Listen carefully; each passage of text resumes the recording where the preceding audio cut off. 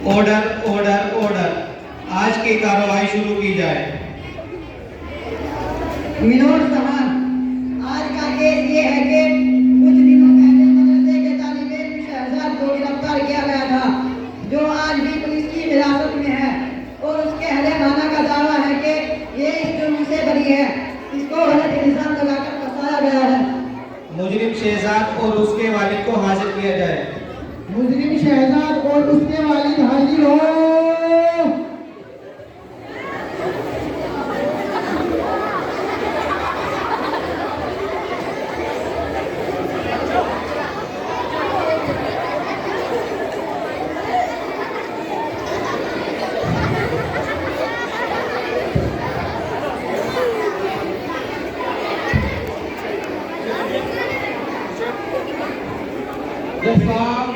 मुझे इल्म हुआ है कि मेरे बेटे को गलत इल्जाम लगाकर फंसाया गया है। हालांकि मेरा बेटा तो बेकसूर है, वो तो मदरसे में पढ़ता है, उसका दहशतगर्दी से क्या ताल्लुक। जज साहब, मैं तो बहुत बूढ़ा आदमी हूँ, बड़ी दूर से आया हूँ, आप प्लीज इसको बरी कर दीजिए। Order order order. ये अदालत है, तुम्हारा घर नहीं कि जब आओ मुजरिम को छुड़ा कर ले जाओ। मुझे पता चला है कि मदरसे में जिहाद की ट्रेनिंग दी जाती है, देश के खिलाफ भड़काया जाता है, दहशतगर्दी और बगावत की तालीम दी जाती है।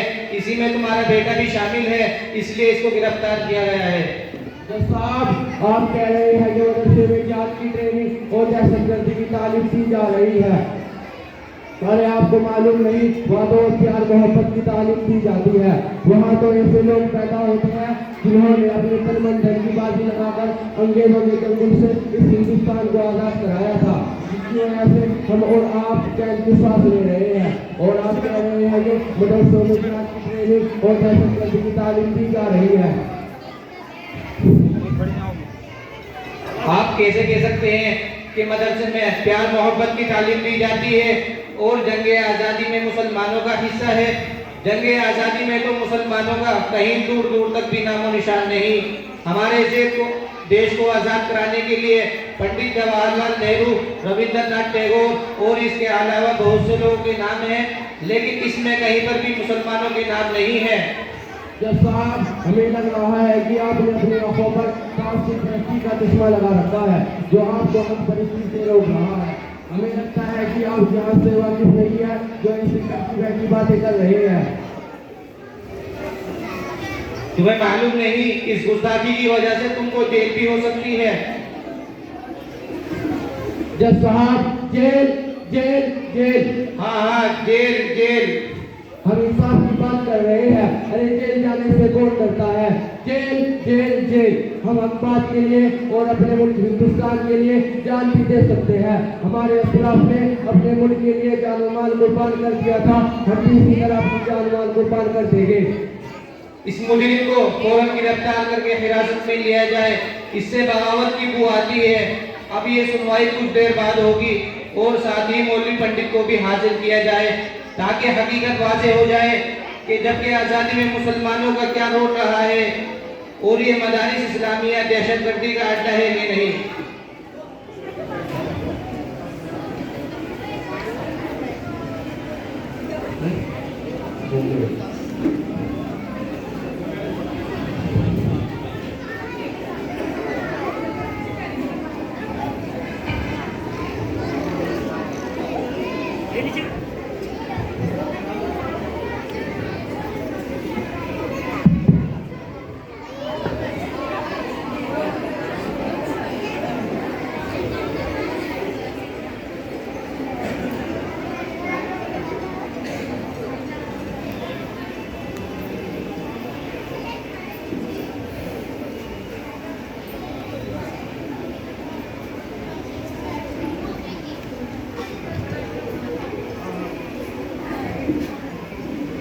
पंडित और मौलवी साहब हाजिर हो।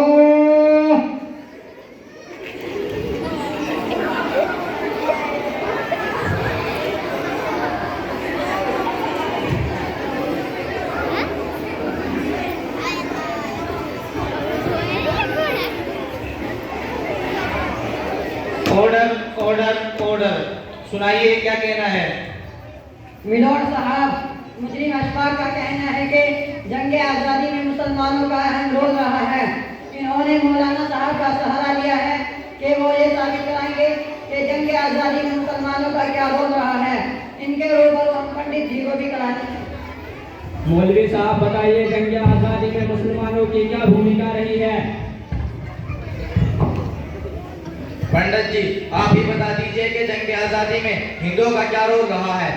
श्रीमान, वैसे तो बताने की आवश्यकता नहीं है कि जंग आज़ादी में हमारा क्या रोल रहा है और क्या भूमिका रही है, क्योंकि इस देश का हर नागरिक वासी युवाओं से लेकर महापुरुषों तक बस यही जान रखते हैं कि ये भारतीय देश हमारे रक्तदान से आज़ाद हुआ है।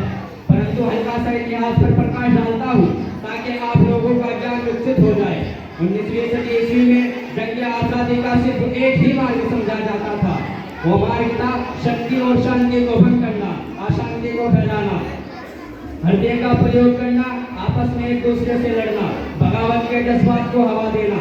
पूरे कार्यकाल में राष्ट्रपिता महात्मा गांधी जी, पंडित जवाहरलाल नेहरू, रविंद्रनाथ टैगोर और अन्य महापुरुषों ने मिलकर बरतानवी साम्राज्य से अपना लोहा मनवाया, जब जाकर ये देश हमारे हित में आया। अब आप ये बताइए मौलवी साहब। पंडित जी, आपने जो बात कही है इसमें कोई दो राय नहीं है, लेकिन आपने एक तरफा बात कही है और अपनों का जिक्र किया, दूसरों को भूल गए। मौलवी साहब, आप ये बता दीजिए ताकि इन लोगों को ज्ञान हो जाए कि भारतीय देश में आप मुसलमानों का क्या भूमिका नहीं है। पंडित जी, अगर आप तारीख की किताबों का और से मुताला करेंगे, आपको खुद ही मालूम हो जाएगा कि जंग आज़ादी में मुसलमानों का क्या रोल रहा है। जी मौलवी साहब। देखिए, मैं आपको बताता चलूं कि जब हिंदुस्तान की सरजमीन पर अंग्रेज का नापाक साया पड़ा और बाशिंदगान हिंद पर तरह तरह के जुल्म के बाढ़ तोड़े जाने लगे, तो ऐसे नाजुक दौर में सबसे पहले जिस शख्स ने आलम बगावत को बुलंद किया वो मुहद्दिस कबीर, इमाम जलील, फख्र चमन, माहिर फन, दानिश वतन शाह अब्दुल अजीज इब्न वलीउल्लाह मुहद्दिस देलवी है। मसनद दर्स पर बैठकर कुरान हदीस का दर्स देने वाले उलमाए किराम खानकाहों में बैठकर अपने खून जिगर से इस्लाम को रोशन करने वाले मशाइख इज़ाम अपने मदरसों और खानकाहों को छोड़कर मैदान में आ गए और अफ्रीकियों के खिलाफ महाज बनाकर मंजिल की जानिब बेसरो सामानी के आलम में निकल पड़े। चुनांचे 1857 ईस्वी की जंग की आज़ादी में दो महाज बनाए गए, एक महाज अम्बाला पर जिसकी क़यादत मौलाना जाफर थानी सीरी के पास थी और दूसरा महाज शामली पर जिसकी क़यादत हज़रत हाजिम ताजुल्लाह मुहाजिर मक्की के पास थी। इसी जंग में बड़े बड़े उलमा और सुलहा को शहीद कर दिया गया। इसी जंग में मौलाना नानोत्री को शहीद किया गया, जख्मी किया गया। इसी जंग में मौलाना गंगोही को जख्मी किया गया। इसी जंग में हाफिज जामिद को शहीद किया गया।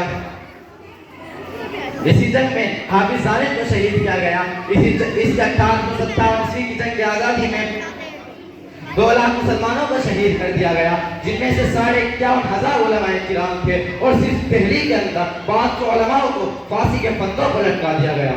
थॉमसन कहता है कि दिल्ली की चांदनी चौक से लेकर खैबर तक कोई ऐसा दरख्त नहीं था जिस पर उलमा की गर्दन न लटकी हुई हो। थॉमसन कहता है कि उलमा के जिस्मों को तांबे से दागा गया। थॉमसन कहता है कि उलमा को हाथियों पे खड़ा करके उनको दरख्तों से बांधकर हाथियों को चला दिया गया। थॉमसन कहता है कि उलमा को स्वरों की खालों में बंद करके उनको जलते हुए तंदूरों में डाल दिया गया। थॉमसन कहता है कि दिल्ली की शाही मस्जिद जिसमें अंग्रेज ने फांसी का फंदा बनाया था, उसमें एक दिन में 80 उलमा को फांसी दी जाती। थॉमसन कहता है कि दिल्ली की तैयारा भी जिसमें 80 उलमा को गोलियों में बंद करके डाल दिया जाता और उनको गोलियों का निशाना बनाया जाता। थॉमसन कहता है कि जब मैं दिल्ली में अपने खेमे में गया तो क्या देखता हूँ, क्या अंगारे दहक रहे हैं और 40 उलमाओं को अंगारों में डाल दिया गया और मेरे देखते ही देखते 40 और उलमाओं को बुलाया गया और उनके मेरे सामने कपड़े उतारे गए और अंग्रेज ने कहा, मौलवियों, जिस तरह 40 को भगा दिया इसी तरह तुमको भी भगा दिया जाएगा। सिर्फ तुम में से एक ये कह दे कि 1857 ईस्वी की जंग आज़ादी में हम शरीक नहीं थे। थॉमसन कहता है, मेरे पैदा करने वाले की कसम, कोई भी आलिम ऐसा नहीं था, सारे के सारे आग में पक गए मगर किसी ने अंग्रेज के सामने सर नहीं झुकाया। Order order order. तमाम मुद्दों पर गौर करने से मालूम हुआ है कि जंग आज़ादी में मुसलमानों का अहम रोल रहा है। मौलाना के बयान और गवाहों सबूतों को मद्देनजर रखते हुए हम मुजरिम की रिहाई का ऑर्डर देते हैं और साथ ही साथ इस पर भी रोशनी डाल देते हैं कि जिन मदारिस में हर दौर में मुल्क के लिए इतनी कुर्बानियाँ पेश की हैं वो मदारिस इस्लामिया दहशतगर्दी के अड्डे नहीं हो सकते, उन्हें टेररिस्ट और आतंकवादी नहीं कहा जा सकता। ऑर्डर ऑर्डर ऑर्डर, अदालत की कार्रवाई खत्म की जाती है।